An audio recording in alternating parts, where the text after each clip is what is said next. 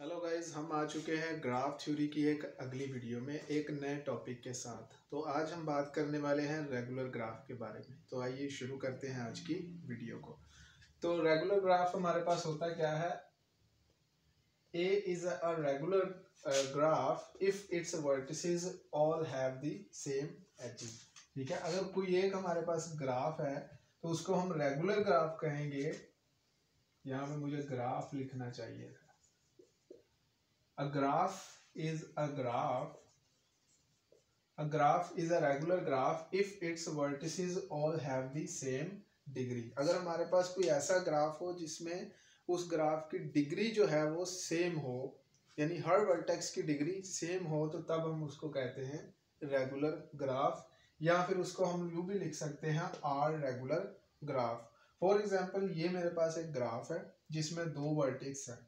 तो अगर मैं बात करूं V1 वर्टेक्स की डिग्री की, तो इसके साथ एज 1 कनेक्ट है तो इसकी डिग्री भी 1 है। और अगर V2 वर्टेक्स की बात करूं तो इसके साथ भी एज 1 कनेक्ट है, इसकी भी डिग्री 1 है। तो इस ग्राफ को मैं कहूंगा वन रेगुलर ग्राफ।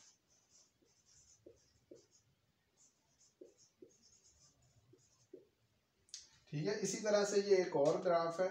इसमें अगर V1 को देखें तो इसकी डिग्री 2 है, V2 वर्टेक्स की डिग्री भी 2, V3 वर्टेक्स की डिग्री भी 2, यानी कि जितने इसके वर्टेक्स हैं सबकी डिग्री 2 है। तो इसको मैं कहूंगा 2 रेगुलर ग्राफ।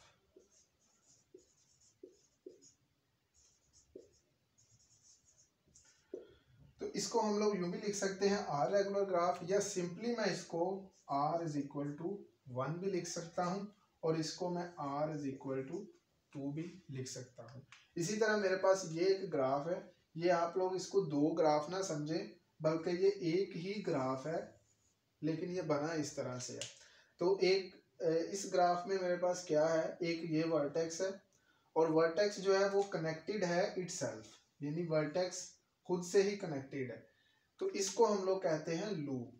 ठीक है, तो इसकी डिग्री हमेशा 2 काउंट होती है। तो V1 की डिग्री हमारे पास 2 हो गई, और इधर देखें तो यहाँ पर V2 के साथ भी दो एजेस कनेक्ट हैं, एक एज इस तरफ का और एक इस तरफ का। तो V2 की डिग्री भी हो गई 2, और इसी तरह V3 के साथ भी दो एजेस कनेक्ट हैं, एक इस तरफ और एक इस तरफ। तो V3 की डिग्री भी हो गई हमारे पास 2। तो इसी तरह इस ग्राफ में जितने वर्टेक्स हैं सबकी डिग्री हमारे पास आ गई 2। तो ये हमारे पास हो गया 2 रेगुलर ग्राफ।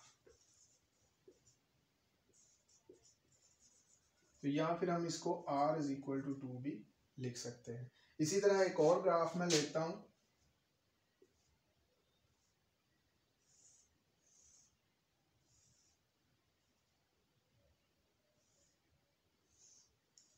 अगर मैं इस ग्राफ की बात करूं तो यहाँ पर मेरे पास हर वर्टेक्स के साथ कनेक्टेड एजेस हैं 3।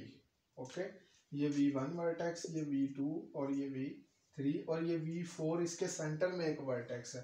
तो इसके साथ भी 3 एजेस कनेक्ट हैं, इसके साथ भी 3 एजेस, इसके साथ भी, इसके साथ भी। तो हर वर्टेक्स के साथ 3 एजेस कनेक्टेड है, तो इसलिए हम इसको कहेंगे 3 रेगुलर ग्राफ। ठीक है, तो उम्मीद है इस वीडियो से आप लोगों को रेगुलर ग्राफ की समझ आ गई होगी। तो अगर आप लोगों ने हमारी पिछली वीडियोस नहीं देखी तो उनको ज़रूर देखिए, और हमारी वीडियो को लाइक भी करें। Thank you.